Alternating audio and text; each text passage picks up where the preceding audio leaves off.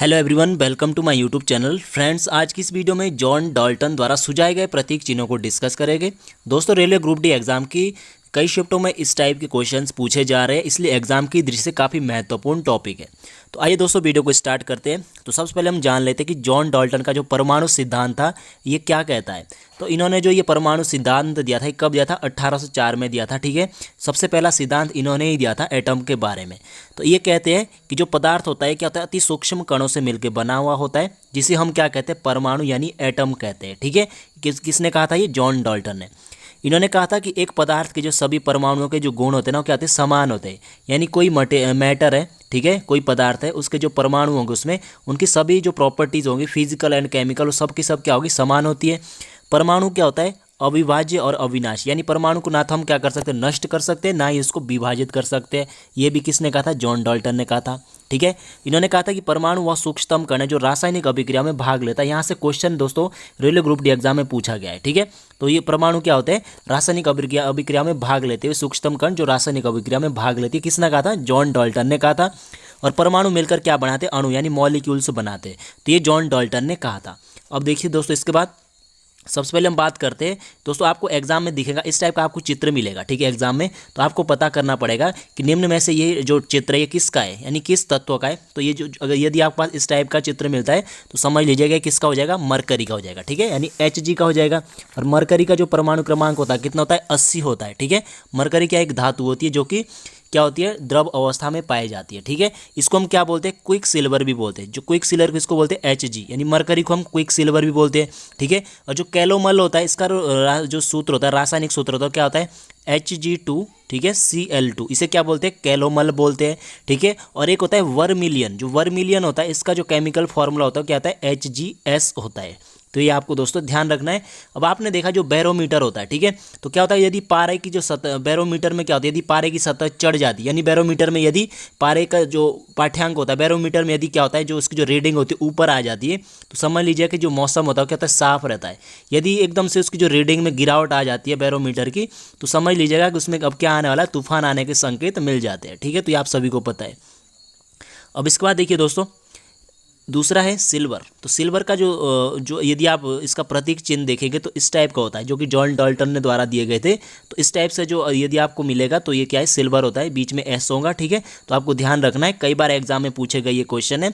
तो सिल्वर होता है Ag47 होता है। ठीक है, इसे हम हॉर्न सिल्वर, आपको पता है हॉर्न सिल्वर का फॉर्मूला क्या होता है? AgCl। ठीक है, जो हॉर्न सिल्वर होता है AgCl इसका फॉर्मूला होता है। ये क्वेश्चन भी अभी ही कुछ दिनों पहले ही पूछा गया है। लूनर कॉस्टिक, इसका फॉर्मूला क्या होता है? AgNO3। क्या होता है? AgNO3। इसे क्या बोलते हैं? लूनर कॉस्टिक बोलते हैं। सिल्वर आयोडाइड, जो ये सिल्वर आयोडाइड होता है दोस्तों, इसका यूज़ कहाँ किया जाता है? कृत्रिम वर्षा में। ठीक है, क्वेश्चन भी पूछा गया है कि कृत्रिम वर्षा में किसका यूज़ किया जाता है? तो कृत्रिम बारिश होती है जो उसमें हम सिल्वर आयोडाइड का यूज़ करते हैं। और जो सिल्वर ब्रोमाइड होता है इसका यूज़ हम कहाँ करते हैं? फोटोग्राफी में। कहाँ करते हैं इसका यूज़? फोटोग्राफी में हम किसका यूज़ करते हैं? सिल्वर ब्रोमाइड का करते हैं। तो आपको ध्यान रखना, इसका ये प्रतीक चिन्ह है जो कि जॉन डाल्टन ने इसको क्या किया था? दिया था। इसके बाद देखते दोस्तों आयरन। तो आयरन का जो प्रतीक चिन्ह होगा इस प्रकार से होगा, बीच में आई होगा। ठीक है, अब आपको ध्यान रखना, आयरन Fe बोलते हैं, यानी इसका परमाणु क्रमांक 26 होता है। डी ब्लॉक का एलिमेंट होता है। डी ब्लॉक के एलिमेंट को हम क्या कहते हैं? संक्रमण तत्व बोलते हैं। अब यहाँ से आपका क्वेश्चन बनेगा कि हरा कशिश किसे कहते हैं? तो हरा कशिश का जो फॉर्मूला होता है क्या होता है? Fe। ठीक है, यानी इसमें आयरन होता है, सल्फर SO4, ठीक है, और 7H2O। तो हरा कशिश क्या होता है? Fe, फेरस सल्फेट, इसमें क्या हो जाएंगे? 7H2O हो जाएगी। ठीक है, तो आपको ध्यान रखना है।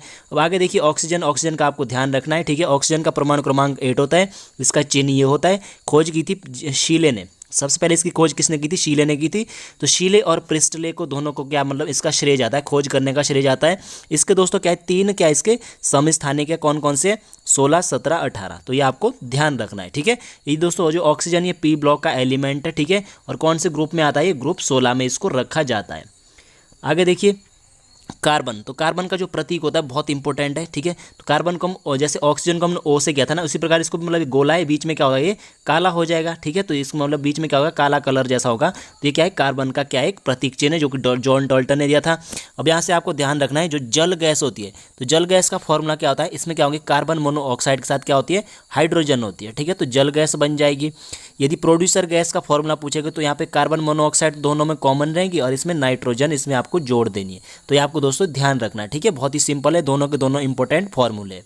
अब इसके बाद देखिए सल्फर, तो सल्फर का प्रतीक चिन्ह ये है जो कि जॉन डाल्टन ने दिया था, ठीक है। इस प्रकार से बीच में प्लस होगा, ठीक है। सल्फर का जो परमाणु क्रमांक होता है 16 होता है। अब ये जो क्वेश्चन है दोस्तों, ये पहले जब railway group D exam start था 2022 में, पहली शिफ्ट में ही पूछा गया था। ऑयल ऑफ विट्रियल, जिसे हम किसको बोलते हैं, सल्फ्यूरिक एसिड, जो H2SO4 होता है, इसे हम क्या बोलते हैं, ऑयल ऑफ विट्रियल बोलते हैं। तो आपको ये ध्यान रखना है दोस्तों, ठीक है।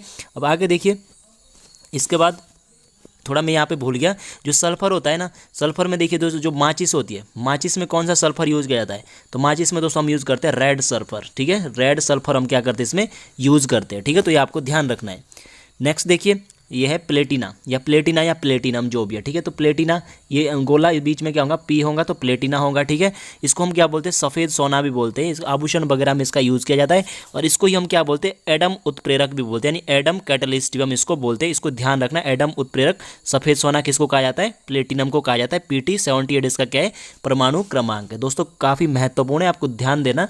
अब देखिए इसके बाद लास्ट है Pb, जिसे हम बोलते हैं लेड, यानी सीसा बोलते हैं जिसे हम। तो शीशे का क्या है, बीच में क्या होगा, एल होगा, तो लेड, ठीक है। यानी लेड को, शीशे को हम इंग्लिश में लेड बोलते हैं, ठीक है।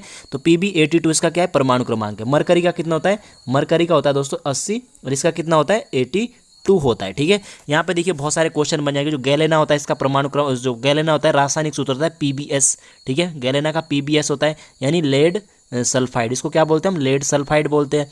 लाल सिंदूर, जो लाल सिंदूर का रासायनिक जो फॉर्मूला होता है, रासायनिक सूत्र होता है, क्या होता है, Pb3, ठीक है, Pb3O4, ठीक है, Pb3O4, यानी लेड पर ऑक्साइड, जिसे हम बोलते हैं लेड पर ऑक्साइड।